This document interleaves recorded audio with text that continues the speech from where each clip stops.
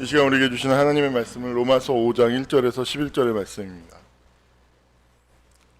우리 하나님을 경외하는 마음으로 찾으셨으면 자리에서 일어나셔서 한 절씩 교독함으로 하나님의 말씀을 한마음 한뜻으로 힘차게 선포하겠습니다. 그러므로 우리가 믿음으로 의롭다 하심을 받았으니 우리 주 예수 그리스도로 말미암아 하나님과 화평을 누리자.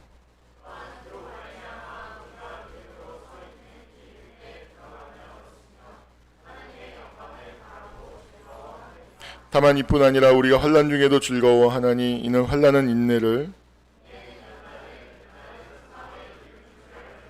소망이 우리를 부끄럽게 하지 아니함은 우리에게 주신 성령으로 말미암아 하나님의 사랑이 우리 마음에 부은 바 됨이니.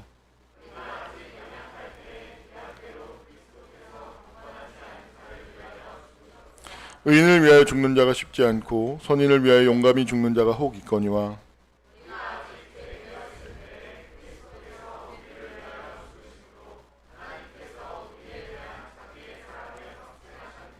그러면 이제 우리가 그의 피로 말미암아 의롭다 하심을 받았으니 더욱 그로 말미암아 진노하심에서 구원을 받을 것이니.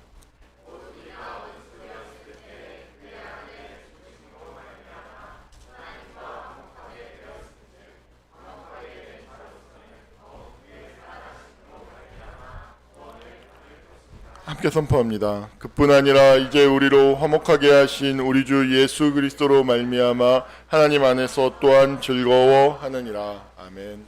이것은 하나님의 말씀입니다. 함께 찬양드리겠습니다.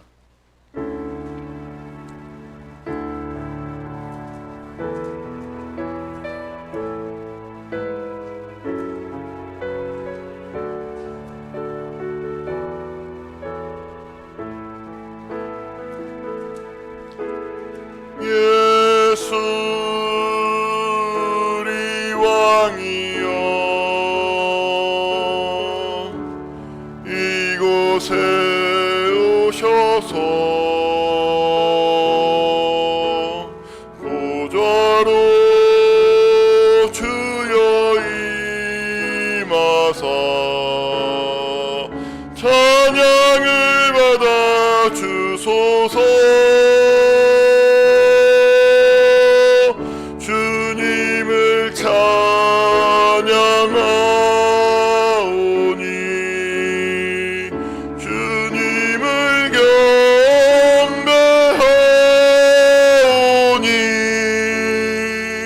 왕이신 예수여 오셔서 좌정하사 다스리소서.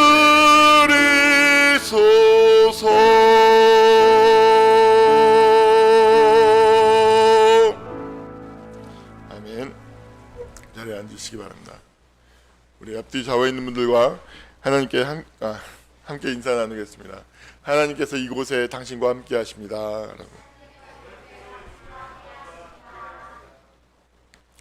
네. 오늘 역시 6절에서 8절의 말씀을 집중적으로 함께 살펴보고 은혜를 나누고자 합니다.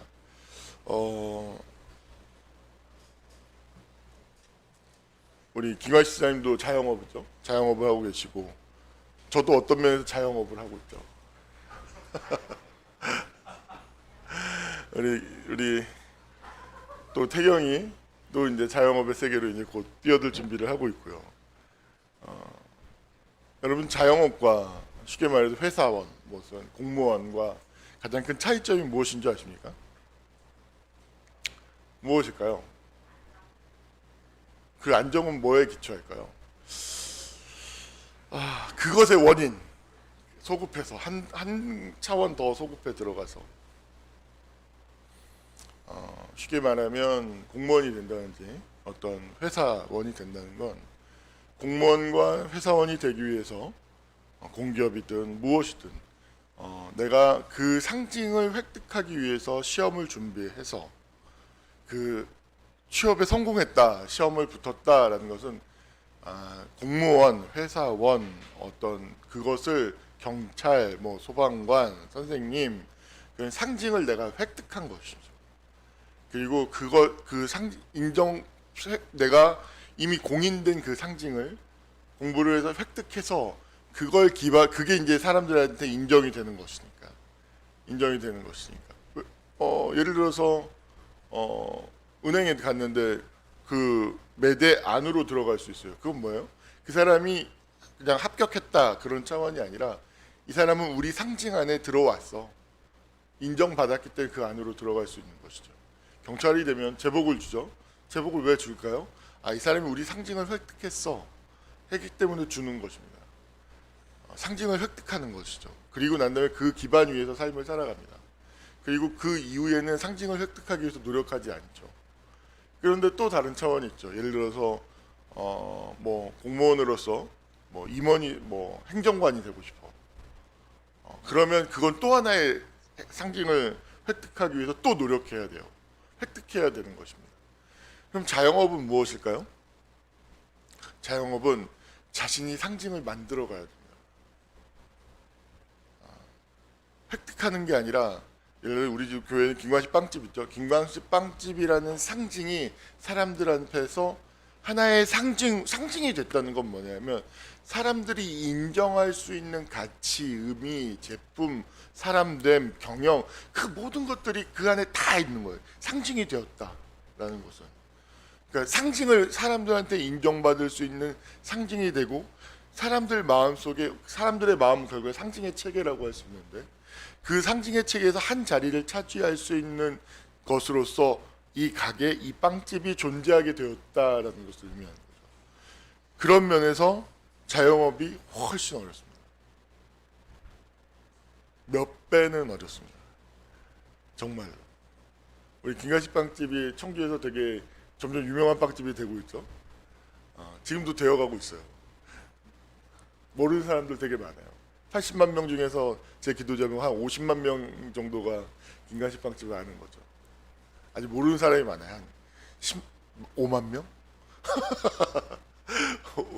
전 모릅니다. 한 5만 명, 10만 명 정도 김가식 빵집을 알까요? 얼마나 알지 모르죠. 어찌됐든 그런데 가게가 운영된다는 것은 그 알고 있는 사람들, 예를 들어서 뭐 10만 명이 알고 있다. 10만 명이 알고 있는데 그 가게에 와서 그 빵을 일부러 찾아와서 소비를 한다라는 건 그들의 마음, 그 상징 체계 안에 김광식 빵집이 하나의 상징으로서 자리 잡았다라는 것이죠. 그리고 그것을 계속해서 확대해 가는 것이죠. 저희 교회가 왜 개척한 지 4년이 됐는데 인원이 별로 늘지 않을까요? 동일하게 적용하면 됩니다. 상징이 사람들 속에 상징으로서 받아들여지지 않는 것이죠. 그것은 여러 가지 의미가 있습니다. 자, 이 상징에 대해서 우리 다시 한번 좀 더 깊게 생각해 봅시다. 그러니까 상징 체계, 상징이라고 하는 것을 여러분 이 세계의 상징이라고 하는 것은 경쟁이죠, 경쟁. 그러니까 약육강식, 정글. 제가 옛날 좋아했던 건센 로지스의 노래 제목이 웰컴 투 더 정글이라는 노래가 있습니다. 제가 베이스도 그거 좀 칠 줄 아는데요.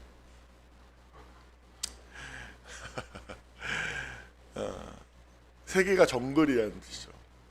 그래서 이 세계 정글의 세계를 지배하고 있는 논리는 약육강식입니다. 여러분 소위 말해서 스타를 좋아해요. 스타를 왜 좋아할까요? 거기에는 여러 가지 의미가 있죠. 연예인이 되고자 하는 세계 사람들은 무지하게 많습니다. 엄청난 경쟁이 이루어지고 있죠.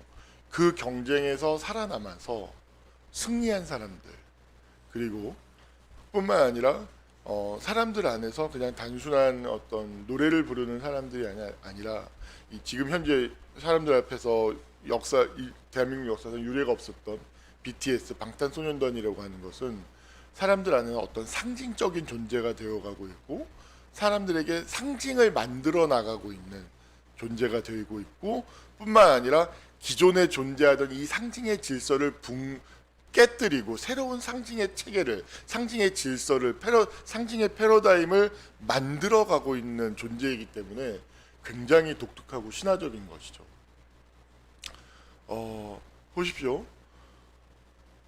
지금까지는 뭐냐면 연예인 기획사가 우수한 사람들을 발굴해서 아주 재능이 있고 끼 있고 여러 가지를 분석합니다. 한두 가지가 아닙니다. 분석해서 될성 부른 사람들을 뽑아서 그 중에서 또 다시 경쟁을 시켜서 도태시키고 살아남은 소수의 5명, 6명, 많게는 뭐 10명이라고 합시다. 그 사람들이 만들어져서 어떤 이 사람들을 또 상품으로 만들기 위해서 프로그램에 나가게 하고 방송에 나가게 하고 행사를 뛰게 하고 팬들을 만나게 하고 이런 시스템 안에서 어떤 스타라고 하는 상품이라고 하는 것들이 만들어지게 되죠. 그 모든 것들 이면에는 그 기획사 오너와 기획사가 가지고 있는 그 인맥, 인프라를 통해서 그것을 만들어냅니다. 그래서 그렇게 된 하나의 상품으로서 돈을, 재화를 생산해낼 수 있는 가치를 가진 상징이 되고 나면 그 회사는 그것을 통해서 충분히 이익을 얻어내기 위해서 노력하게 되죠. 쉽게 말하면 예를 들어서 내가 어떤 스타를 좋아해요. 이 스타를 좋아하는 이것은 그냥 단순히 스타를 좋아하는 게 아니라 그 스타와 그 스타를 만들어내는 기획사 그 시스템 안에서 내가 돈을 그들에게 주는 행위인 것이죠. 이것이 의미입니다.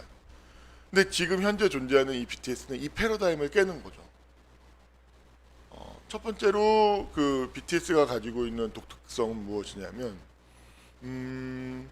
기존의 그 방시혁이라는 사람 자체가 메이저 기획사가 아니었어요. 메이저 기획사가 아니었어요.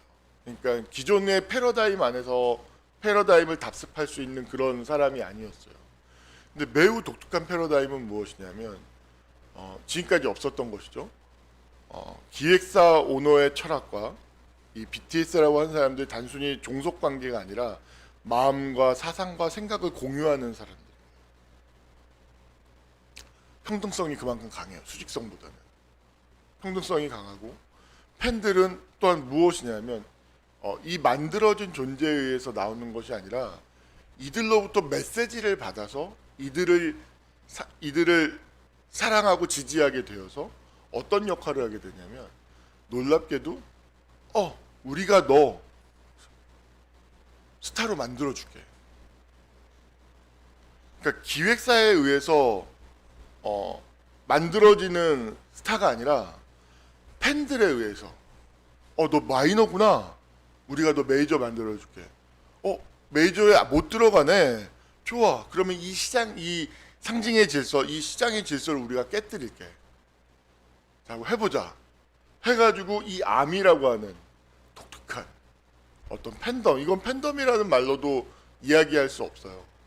이 관계는 아주 독특한 관계인 거죠. 단순한 스타에게 어떤 일방적으로 이미지를 소비하는 그런 관계가 아니라 그 메시지를 주고받고 메시지를 주고받을 수 있고 그 스타가 자신이 부르는 노래 기존의 연예인들은 그러니까 스타라는 그 가면 뒤에 있는 사람과 이 가면을 쓴 사람 사이의 인격의 분리가 상당히 넓죠. 그래서 그 가면을 벗고 나면 팬들을 만나면 오만 가지 나쁜 짓들을 하는 경우가 많았습니다. 근데 이 BTS라고 하는 것을 내가 옆에서 계속해서 지켜본다. 왜냐하면 독특한 현상이에요. 너무너무. 저는 어렸을 때 동양에 대한 어떤 서구의 열등감이 뭐냐면 락 그룹 중에서 여러분들은 모르겠지만 라우드니스라는 그 일본 락 그룹이 있어요. 임재범과 김도균이 타도 라우드니스를 외치면서 만든 그룹이 아시아나라는 그룹입니다. 락 그룹. 아주 옛날에 쫄딱 망했던. 근데 그 라우드니스라는 그룹이 빌보드 차트 몇백 위에 올랐어요. 그거 가지고 그렇게 대단하다고 했거든요.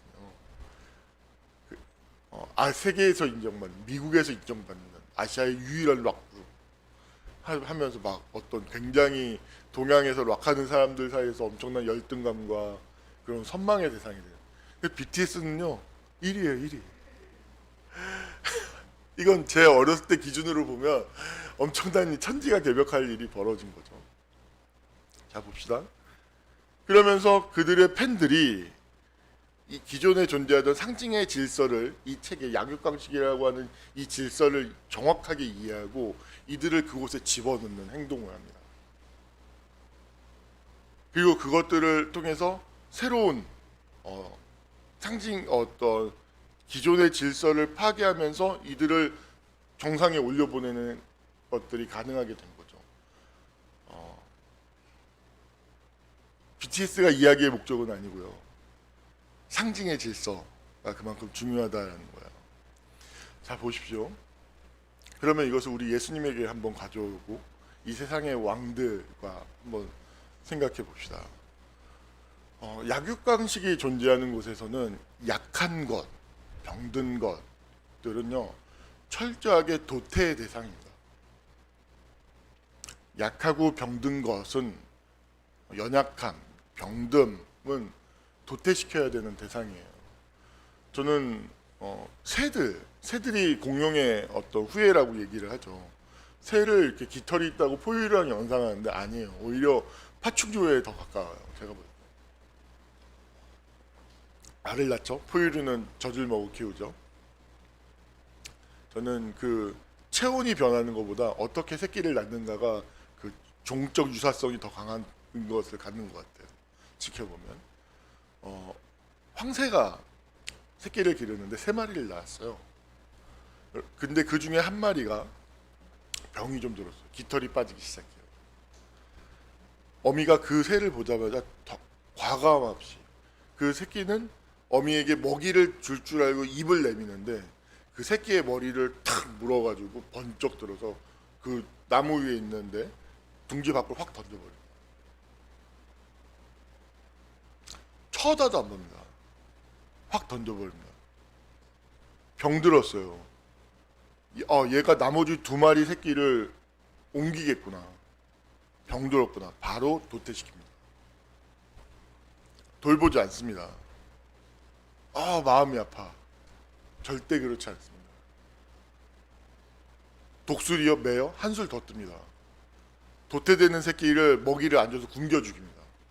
그리고 그 먹이를 주는 새끼들이 오히려 그 먹이를 안 주는 도태되는 새끼를 죽이기를 원합니다. 그래서 어미가 먹이 잡으러 간 사이에 그 먹이를 먹고 있는 새끼 1~2마리가 먹이를 못 먹고 있는 그 새끼를 공격해서 죽입니다. 그리고 어미가 오면 살아남은 새끼들에게 그 자기 동생을 죽인 그 새끼에게 형제, 언니, 오빠, 형, 누나 어떻게 해야 될지 모르지만 들에게 아주 잘했다 칭찬하면서 그 죽은 새끼를 갈갈이 찢어서 그 살아남은 새끼들에게 먹이로 줍니다. 이게 자연입니다. 지금까지 인간의 역사를 지배해왔던 수천 년 동안 있었던 사회 질서는 계급이었죠. 계급의 질서 역시 마찬가지로 이와 다르지 않습니다. 약자는 강자를 위해서 존재하는 것이었죠. 강자가 약자를 지배하고 착취하는 것은 당연한 것이었습니다. 그것이 이 세상의 질서였고 이 세상의 상징이었습니다. 상징. 사람들은 역사를 기억하지 않죠. 자기가 역사 안에 있고 이 사회 안에 살고 있는데 이 사회와 그 사회를 알 수 있는 역사에 대해서 놀랍도록 관심이 없습니다. 내가 어떤 세상에 살고 있는지를 이해하지 않습니다. 이 세상의 상징의 이 사회의 상징의 질서 역시 마찬가지로 자연과 다르지 않습니다. 약한 거는 배제시킵니다. 약하고 병든 것들을 도태시킵니다. 돌보지 않습니다. 회복이라는 개념이 없습니다. 정말 냉정하게 이야기해서 우리가 생각하는 사회 질서에 안에서 왜 회복이라는 개념이 왜 필요할까요? 과거에는 하기 힘든 일들을 예를 들어서 인도 같은 경우에는 불가촉 천민들이 있죠. 왜 그 불가촉 천민 제도를 유지하는 줄 아십니까? 그들이 담당하고 있는 경제적인 일들이 있어요. 그것은 굉장히 고되고 힘든 일이죠. 그들이 그걸 하지 않으면 아무도 하지 않습니다. 하려고 하지 않습니다. 카스트 제도를 없애고 그러면 그것을 어떤 시장이 고도로 발달된 자본주의 시스템으로 전환해야 되는데 그 과정에서 발생하는 비용과 사회적 혼란이 너무 크기 때문에 그걸 개혁하지 않는 겁니다. 냉정하게 이야기합니다. 오늘날 그럼 회복이라는 개념은 왜 필요하죠? 왜 사람들이 할까요? 사람들이 회복되어서 할 수 있는 그 사람들의 일이라는 것이 아주 고부가 가치의 일일까요? 아니에요. 그들이 사회 속에서 해야 되는 노동력이 있기 때문에 그 노동력을 사회가 확보를 해야만 사회가 유지될 수 있기 때문에 그 노동력을 확보하기 위해서 사람들을 회복시키는 것입니다. 관심병사 와가지고 군대를 자꾸 망치죠. 처음에는 관심병사를 잡았어요. 해결이 안 돼. 왜냐하면 관심병사의 숫자가 폭발적으로 늘어나요. 병영의 문화를 고칩니다. 그 관심병사들이 사고를 치지 않도록 병영의 문화를 고치고 그래요. 왜냐하면 이 관심병사들을 배제하면 군대의 숫자가 줄어요. 고쳐다. 그렇게 해서 사회가 변화되어 나가는 것이죠. 좀 더 아까 하고자 하는 이야기를 하면 왜 회복시키냐면 그들이 필요하기 때문에 그렇습니다. 그들 자체를 위하는 것이 아닙니다. 여러분들은 되게 제가 매우 안타까운 건 뭐냐면 사회성에 대해서 사회적인 것들에 대해서 이야기를 하려면 어떤 마음 안에서 어떤 저항감이 있습니다. 왜냐하면 여러분들은 우리 사람들 대부분이 사회적 존재인데 인간을 규정하고 있는 가장 정확한 정의 중에 하나가 인간은 사회적 존재인 거죠. 사회라는 것 안에서 그 마음에서 일어나고 있는 일들을 바라보지 않으면 그것들이 도대체 보여지지 않아 이해되지 않는 게 많습니다. 심리라고 하는 것조차도 사회 안에서 봐야 돼요. 자 보십시오. 근데 예수님께서 오셔서 마치 저는 BTS가 예수님을 따라하고 있다고 생각해요. 자 보십시오. 마이너죠. 예수님 마이너죠. 그죠? 예수님을 누가 키웠죠? 물론 하나님이시니까 인간적인 차원에서 보죠. 그들을 아주 예수님을 위해서 죽을 수 있는 팬덤이 있었죠. 예수님의 아미들 베드로, 안드레, 사도 요한, 바울. 예수님을 왜 죽어 막 불 속에도 들어가고 막 엄청난 아미들이 있었죠. 그죠? 그리고 그들 BTS 너 우리 아무것도 아니야 이 질서 아니야 좋아 우리가 스타를 키워줄게 하면서 메시아를 만들어. 예수님의 아미들이 그들을 위해서 막 죽으면서 이 세상의 구주로 메시아로 만들어. 현상을 보면 그렇게도 보인다는 것이지 이것이다라는 걸 얘기하는 게 결코 아닙니다. 여러분 오해하지 마십시오. 방송을 통해서 보시는 분들 편집해가지고 이 예수님이 더 한 발 더 나가서 BTS를 따라해서 메시아가 됐다 이런 식으로 얘기하시면 정말 곤란합니다.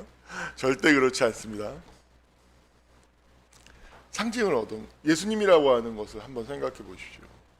오늘 이야기에서는 죄인들을 사랑하셔서 그들을 회복하는 상징. 연약하고 버려지고 누구도 돌보지 않는 도태와 배제의 대상들을 자신의 생명을 던져서 사랑하는 상징. 역사, 이야기, 드라마, 사실, 실제. 잘 들어보십시오. 생각해 보십시오. 인류 역사상 예수님 이전에 없었던 겁니다. 이 예수님의 이야기가 이 예수님의 메시아됨과 이 예수님의 사역이라는 것이 얼마나 놀라운 것이고 얼마나 독특한 것이고 얼마나 위대한 것인지를 사람들은 모릅니다. 저는 이 예수님이라는 존재가 없었으면 제가 인생에서 경험한 부정적인 것들 저는 결코 이길 수 없었을 겁니다. 제가 인생을 살면서 어린 시절에 경험한 그 부정적인 감정들 내면화되어져 있는 이런 부정적인 감정들에 잡아먹혀서 저는 제 삶이 지금쯤 전 죽어 있겠죠. 살아 있어도 길거리에서 이렇게 두터운 옷을 입고 수염 이렇게 기르고 이렇게 두터운 짐을 들고 다니면서 혼자서 끊임없이 중얼중얼 하면서 아마 삶을 살고 있었을 겁니다. 전 정말입니다.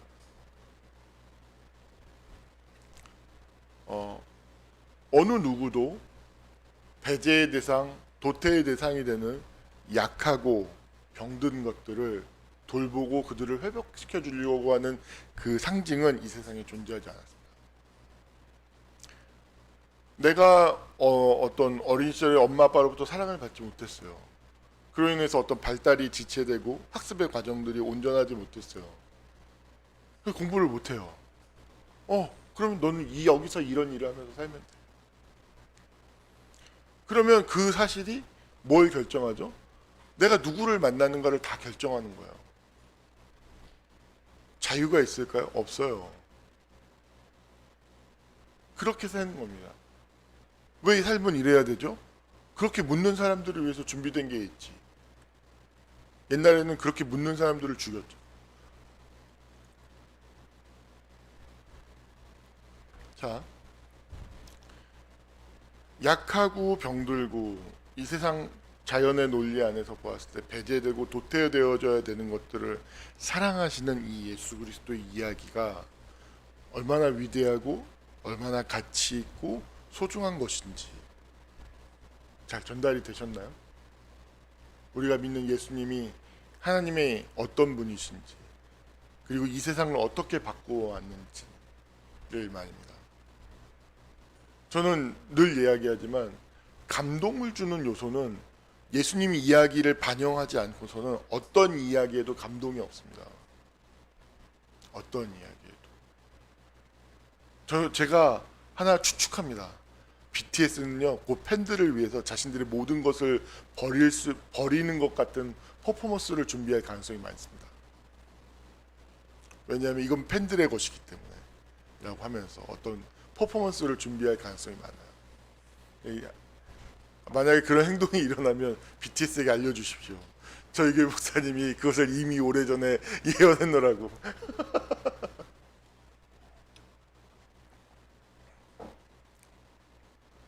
여담이고요, 농담이고요. 농담 속에 있는 진담입니다. 근데. 자, 그러면 보십시오. 이 상징이라는 것이 얼마나 무섭냐면, 여러분, 내가 나 자신을 볼 때도 이 상징의 눈으로 나를 보고 있기 때문이었습니다.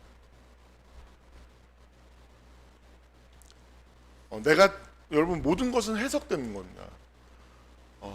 어떤 감정이 올라와요. 그 감정이 사람을 힘들게 하는 것일까요? 아닙니다. 그 감정에 대한 이해, 해석 때문에 힘든 겁니다. 사람들은 이 사실을 모르죠. 칼럼에도 썼는데, 칼럼 지금 보지 마십시오. 그렇다고. 저에게는 어떤 거절감이 올라옵니다. 엄마로부터 당했던 거절감, 아버지로부터 경험했던 거절감인 거죠. 그 거절감이 감정의 형태로 올라오면 그 감정을 자세히 들여다보면 제 자신이 정말 십자가에 매달려 있는 것 같은 감정이에요. 엄마, 왜 나를 버리세요? 아버지, 어머니, 왜 나를 낳아놓고 돌보지 않으시나요? 아버지, 어머니, 왜 저에게 폭력을 행하시나요? 아버지, 어머니, 왜 저에게 모멸감을 느끼게 욕을 하시나요? 아버지, 어머니, 저는 당신을 사랑하는데 제 사랑을 왜 이토록 처절하게 짓밟고 버리시나요? 십자가에 달려있는 감정입니다. 그러면 이 감정을 저는 그동안 무의식적으로 어린 시절부터 어떻게 해석했냐면 이것은 받아들이면 안 되는 감정, 인정하면 안 되는 감정, 이걸 받아들이고 이걸 인정하면 죽을 거야, 망할 거야 라는 것으로 이 감정을 해석했죠. 이 감정을 이해했죠. 그 해석과 이해 때문에 그 감정을 거부하고 억압하고 배제하는 겁니다. 해석하고 이해했기 때문인 거죠. 전달이 되었나요? 이 감정이 즉각적으로 인간에게 반사적으로 그런 행동을 만들어내는 것이 아니라 그 감정에 대한 이해와 해석이 그 사람에게 어떤 반응을 이끌어낸다는 것이죠. 제가 그리스도인이 되고 예수님을 영접하고 난 다음에 얻게 되는 가장 큰 변화는 이 감정에 대한 해석이 변하는 거죠. 이 거절감은 전에는 나만 이런 거니까 이 사회에 나왔어요. 왜 감정을 이렇게 받아들이면 안 되고 배제해야 되는 것을 해석하게 되냐면 딱 나왔는데 여기 있는 사람들은 다 그렇지 않아 보이는 거예요. 다 행복해 보이는 거죠. 멀쩡해 보이는 거예요. 아, 이건 나만 그런 거구나. 그런데 말했잖아요. 인간의 안에 있는 본성 속에 이건 연약하고 이거는 도태시키고 나 자신의 약점이 되는 거야. 그러니까 이걸 얘기하는 건 도태되고 배제되는 것이구나. 될 것 같은 두려움 때문에 그것을 딱 사회에 나왔을 때 철저히 억압하고 차단하자고 배제시키는 거죠. 이 사회성이, 사회적 경험이, 이 사회적 존재인 인간의 이 내면이, 이 관점들이 내가 가진 감정을 이해하고 해석하는데 결정적으로 영향을 미치는 거죠. 그럼 기독교인이 되고 그리스도인이 되고 내가 정말로 오늘 우리가 아직 죄인 되었을 때, 내가 연약하였을 때 우리를 위해서 자기의 생명을, 자기의 생명을 내어주심으로 인해서 우리를 향한 자기의 사랑을 확증하셨다는 이 하나님의 이 행동을 우리가 정말로 영접하고 믿어요. 그러면 이 영접하고 믿음은 어디에서 작동해야 되냐면 바로 내가 인생에서 경험했던 그 거절감을 이해하고 해석하는 것에서 작동하기 시작해야죠. 전달됐나요? 그러면 제가 십자가에 달린 것 같은 감정이 들어요. 그럼 이건 거부와 배제인 것은 맞아요. 하지만 예수님이 새로운 상징으로서 들어왔기 때문에 주님과 함께 공감하고 이 죽음과 같은 이것을 부활의 상징으로서, 생명의 상징으로서 내가 재해석하는 거죠. 그리고 이때의 믿음을 경험하게 되는 거죠. 정말로 살아있는 믿음. 여러분, 살아있는 믿음은 부정적인 것을 상대할 때만 경험할 수 있는 거예요. 긍정적인데 어떻게 믿음이 좋은지 어떻게 합니까? 그 사람이 어떤 사람인지는 그 사람이 어려움에 처했을 때 보면 아는 거예요. 어려울 때 어떻게 행동하는지. 여러분, 좋을 때는 다 좋은 사람이죠. 나쁜 사람이 어디 있습니까? 좋을 때 나쁜 사람이면 그건 진짜 나쁜, 상대하면 안 됩니다. 그런 인간은 멀리해야 됩니다. 피해야 되는 유형인 거죠. 나쁜 때, 어려울 때인 거죠. 여러분, 내가 어려워요. 그 감정이 있어요. 근데 그때 정말로 믿음이 작동하는 거야. 믿음으로 그것을 받아들이고 그것을 수용하고 견디면서 난 주님과 함께하고 있고 난 죽지 않고 난 망하지 않고 이로써 주님의 십자가와 내가 깊이 연합하게 되고 하나님의 생명이 내게 임하게 되는 것을, 그 나라가 내 안으로 이 고통을 견디는 것을 통해서 하나님의 생명이, 빛이, 생명력이, 그 두나미스, 다이나미, 어둠을 빛으로 바꾸는, 죽음을 생명으로 바꾸는 그 엄청난 권능이 내 안으로 스며들고 내 삶을 지배할 거라는 것을 믿고 선포하는 것으로 바뀌는 거죠. 더 이상 과거에 휘둘리지 않죠.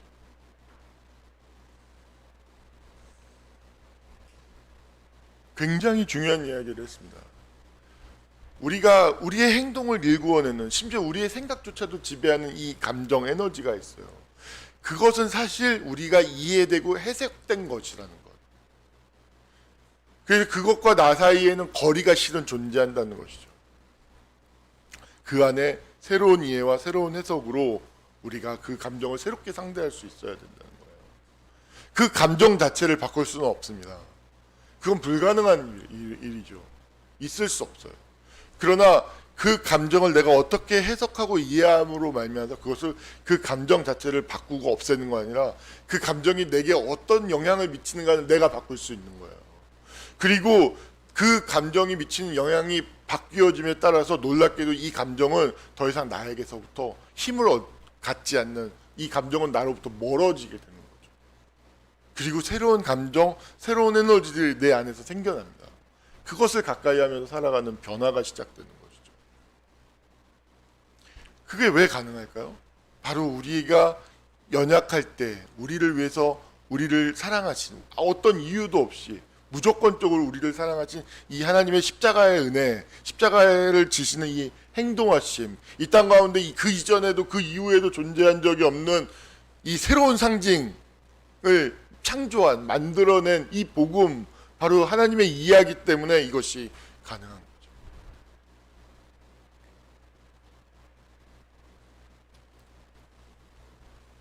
거죠. 잘 전달이 됐나요? 일타 강사처럼 머리에 쏙쏙 들어오게. 일타 강사 보면 좀 부러운 마음이 듭니다. 왜냐하면 그 가르쳐서 듣는 것만으로 영향을 주어서 사고에 영향을 미쳐서 그 사람이 무엇인가를 풀 때에 습관적으로 행하던 그 알고리즘을 깨고 그 일타 강사가 집어준 그 사고가 들어가가지고 그 알고리즘에서 작동을 해서 새로운 결과를 만들어내서 성적을 향상시키는 거잖아요. 결국엔. 그런 면에서 부럽죠. 저도 지금 제가 이렇게 설교함으로써 여러분들 삶의 새로운 알고리즘을 만들어내고 기존에 존재하던 알고리즘 안에 침투해 들어가서 이 말씀이 오늘 함께한 이 설교가 하나님의 은혜가 들어가서 새로운 결과를 만들어내고 그리고 새로운 삶을 만들어내는데 쓰임을 받는다면 이보다 기쁜 일이 또 어디 있겠습니까? 좋은 일. 근데요, 아주 중요한 것은 인간은 이 부정적인 감정, 내가 인생을 살면서 경험한 이 감정을 정말로 몹시 싫어한다는 것입니다. 그래서 이것을 상대하고 싶어 하지 않아요. 근데 내가 이것을 새롭게 이해하고 해석하기 위해서 이것과 접촉해야 되죠. 이게 난관입니다. 누가 고양이의 목에 방울을 달 것인가? 누가? 이게 문제인 것이죠. 이게 어려운 난제인 겁니다. 아무리 다 알아도 내가 그 부정적인 감정이 올라올 때 이미 내 생각과 감정과 내 지정의 모든 체계를 확 잡아먹어서 나를 확 이끌어내기 때문에 그때 그것을 견디면서 유보하면서 그것을 마주보면서 새롭게 이해하고 새롭게 해석하는 행동을 내가 나만이 할 수 있는 거거든요. 그게 너무 어려운 거죠. 그래서 사람은 사실 잘 변하지 않는 것입니다.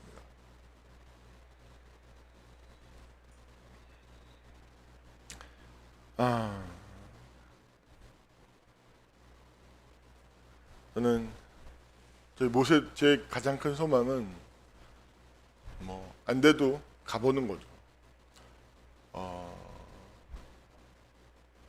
우리 모세동이라고 하는 것이 제가 늘 얘기하지만 하나님을 믿지 않고 사는 삶과 욕망을 따르는 삶과 무의식적으로 사는 삶과 맹목적으로 사는 삶과 그러나 의식하고 고단하지만 하나님을 믿고 하나님을 섬기고 그리스도인으로 사는 삶이 더 많은 에너지, 더 많은 지혜, 더 많은 행복, 더 많은 유능함을 가져오는 새로운 어떤 삶을 제시하는 새로운 삶의 패러다임을 제시하고 그것이 어떤 삶 속에서 부딪혔을 때 사람들이 가지고 있는 합리적인 이성을만으로 생각해도 모세동 교회에 다니는 삶이 훨씬 더 좋아. 가야겠어. 라고 생각이 드는 형태로 교회가 전도가 될 수 있다면, 성장할 수 있다면 얼마나 좋을까. 하지만 하나님이 제게 네가 그래서 순진한 거야. 라고 얘기하시는 것 같다. 마음이 좀 씁쓸합니다.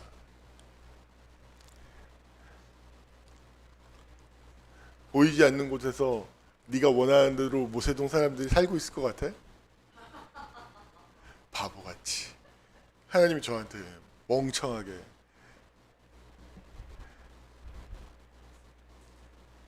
모세동 사람들은 보이지 않는 곳에서 네가 생각하는 것처럼 살고 있지 않아. 다 똑같아. 그렇구나. 그럼 어떻게 하죠? 어떻게 하죠? 난관이죠. 난관. 그래서 저는 제가 이것이 저는 그렇습니다. 설교에서 정치적인 색깔이 강한 인물을 이야기하는 것이 좀 불편한 사람을 느끼는 분도 있겠지만 저는 김어준이라는 사람을 정말 좋아하거든요. 자기 길을 가는 거죠. 자기 길을 갔는데 그게 상징을 획득했어요.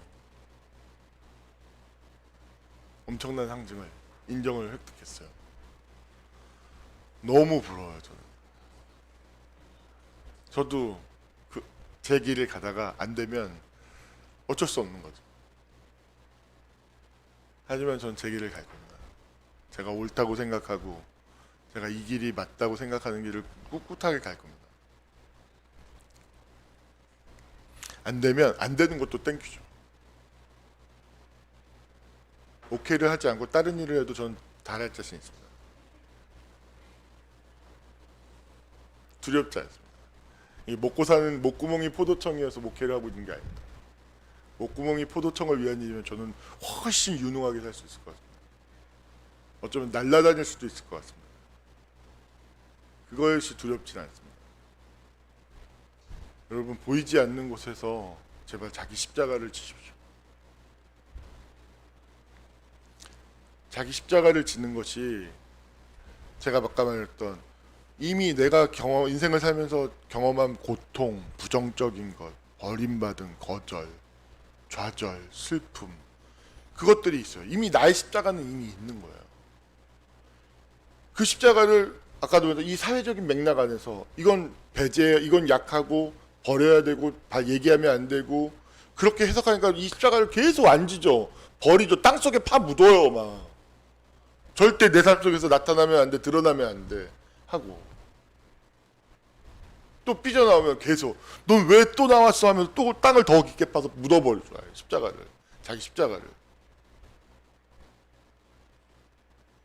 크리스찬은요, 자기 십자가를 질 때 크리스찬이 되는 겁니다. 나를 따르지 않고 자기 십자가를 지지 않고 크리스찬, 그리스도인이 될 수 있는 사람은 없습니다. 자기 십자가를 지는 것, 자기 십자가의 주체가 되는 것이 바로 그 십자가를 예수님의 그 십자가가, 예수님의 십자가 부활의 십자가잖아요. 하나님의 생명을 이 땅 가운데 오는 승리의 십자가이잖아요. 자신의 십자가를 짐으로 새롭게 보는 것이죠. 새롭게 이해하고 그 십자가에 내가 매달리는 거죠. 용기 있고. 예수님 십자가에서 얼마나 가오가 넘칩니까? 탁 두 팔을 벌려버리고 다 이루었다. 대단하죠. 상남자입니다. 상남자. 물론 그 전에는 나의 하나님 나의 하나님 어찌 날 버리셨나이까 이러면서 엄청나게 어떤 면에서 이렇게 좀 거시기한 면도 보이시긴 하지만 마지막에는 다 이뤘다고 가시죠. 모든 스펙트럼을 다 가지고 계신 용기죠. 용기. 십자가는 엄청난 용기죠. 엄청난 솔직함이고 그 십자가를 지십시오.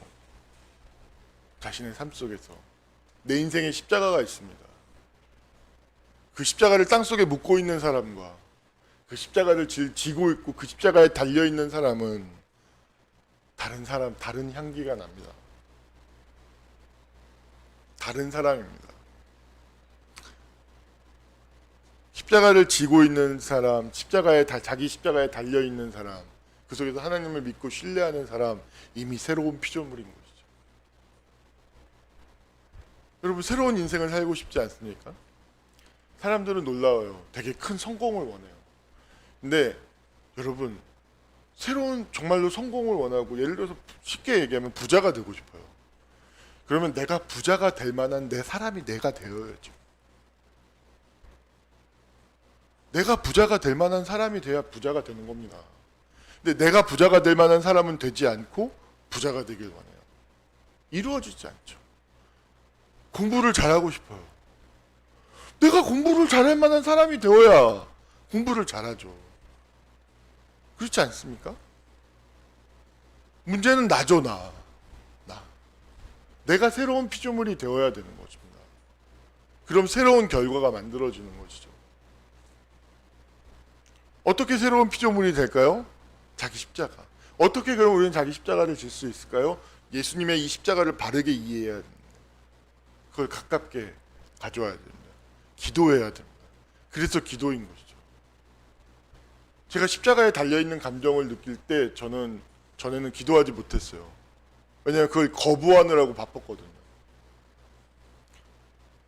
요새는 그 감정이 올라면 아주 그 시간은 깊은 기도의 시간입니다.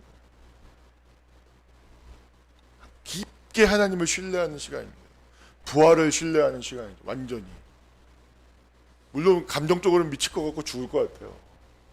하지만 제 영혼은 엄청나게 강해지고 엄청나게 지혜로워지고 엄청난 그 믿음이 어떤 느낌이냐면 제 과거, 제 어떤 내면 아이, 그 어린 상처받고 연약하고 무너져 있는 한 영혼이 있어요. 그러면 지금 여기에 있는 내 영혼, 하나님의 그리스도인이 그런 십자가에 달려있는 것 같은 감정이 들면 그걸 완전히 꽉 싸매버립니다. 완전히 싸매버리고 이 아이를 완전히 그리스도의 은혜와 사랑으로 녹여버리려고 하는 그 마음으로 이 십자가에 달려있는 감정을 상대합니다. 난 물러서지 않을 거야. 내가 이 십자가에 달려있는 이 아이를, 이 과거를, 이 고통을 사랑하지 않고 피해 다니다가 내가 만약 죽음을 맞이해요. 당신 내일 죽습니다. 난 내 자신을 용서할 수 없을 것 같아요. 내 인생을 용서할 수 없을 것 같아요. 고로 난 널 사랑한다. 이 십자가에 달려있는 아이를 외면해? 난 절대 외면하지 않을 거야. 사랑할 거야. 피하지 않을 거야. 가장 후회될 것 같아. 내가 이 십자가에 달려있는 내 자신을 외면하고 거부하고 이 세상 사람들, 내 부모님이 거절하고 거부했던 것처럼 내가 그렇게 거부하고 거절하는 형태로서 인생을 쳐살다가 죽음을 맞이해. 정말 상상만 해도요, 엄청난 후회. 인생을 헛살았다 라는 엄청난 낭패감에 정말로 몸부림칠 거야. 저는 사랑할 겁니다. 여러분, 언제 사랑이 작동해야 되죠? 연약할 때. 우리가 힘들 때 정말 우리 안에 있는 이 신앙이라고 하는 이 사랑의 에너지가 정말로 작동할 수 있어야 되는 거죠. 감싸버려야 되는 거죠. 그리고 믿음이 없어서 외로워하고 힘들어하고 있는 나를 엄청나게 믿어버리는 거죠. 마치 신세계에서 깡패 황정민이 경찰 이정재를 믿고 사랑해서 그 믿음이 경찰 이정재를 깡패 이정재로 만들어버리죠. 마치 그런 거죠. 이 십자가에 달려있는 내면 아이를, 내 과거를 꽁꽁 싸매고 믿고 사랑하고 소망함으로 이 아이를 부활시키는 거죠. 새롭게 태어나게 하는 거죠. 이게 저와 여러분에게 주어진 하나님의 사명, 하나님께서 우리에게 주신 사명입니다. 그게 본어게입니다. 거듭난 자입니다. 그렇게 해서 다시 부활해서 태어났어요. 그 사람은 혈육으로 말미암아 출생한 사람이 아닙니다. 하나님의 영과 사랑으로 거듭난 생명인 것이죠. 육신의 사람이 아닙니다. 육신에 속한 사람이 아닙니다.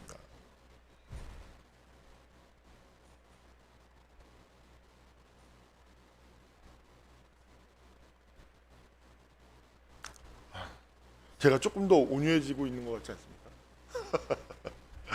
자기 십자가를 지는 결과입니다.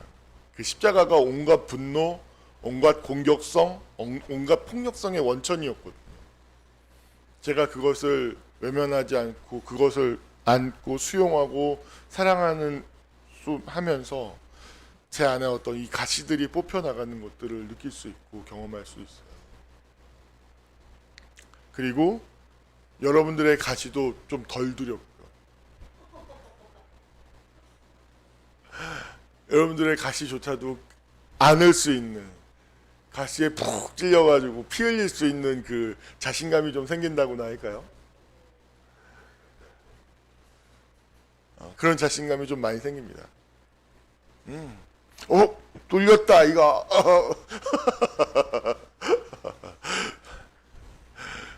죽을 것 같지만 죽지는 않는다 아이가. 뭐 이런 마음, 이런 마음이 좀 많이 생겼죠. 여러분, 하나님은 여러분들을 정말 사랑하십니다. 이걸 꼭 기억하십시오.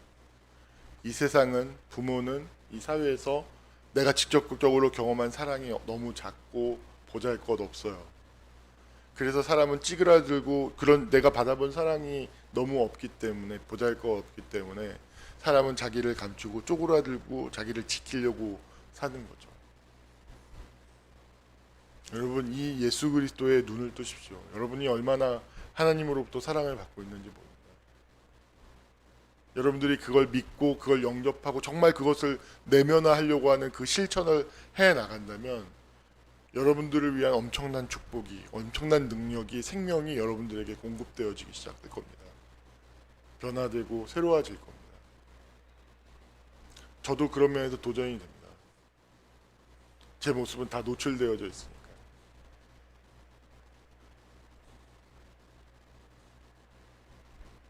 우리 앞뒤 잡아 있는 분들과 한번 이렇게 인사할까요?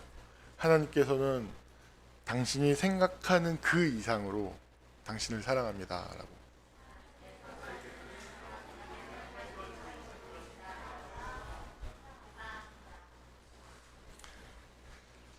그 사랑에 마음을 열 수 있는 우리 모세동 사람들이 되시기를 간절히 소망하고 축원합니다. 기도하겠습니다. 살아 역사하시는 아버지 하나님, 우리가 아직 죄인 되었을 때, 우리가 연약했을 때 우리를 위해서 자신의 생명을 내어주시고 십자가에서 죽으시는 이 하나님의 사랑을 확증하셨고 계시하셨습니다. 주님, 이건 인류 역사상 이전에도 이후에도 없는 일입니다. 이 세상이 약육강식이 지배하는 자연, 그런 도태되고 아버지 배제의 논리가 지배하는 곳이 아니라 하나님의 뜻은 그와 같지 않고 사람들을 살리고 회복시키고 모든 이에게 이 생명의 능력을 나누어 주고자 하는 것이 하나님의 뜻임을 예수 그리스도를 통해서 우리에게 계시되었는데, 이 의미를, 이 뜻을 우리가 마음 깊이 새기고 우리의 삶 속에서 자신의 십자가를 짐으로 부활을 경험하는 삶을 살아가는 우리 모두 각 사람이 될 수 있도록 주님께서 함께 하시고 축복하시옵소서. 예수님의 이름 받들어 기도하옵나이다. 아멘.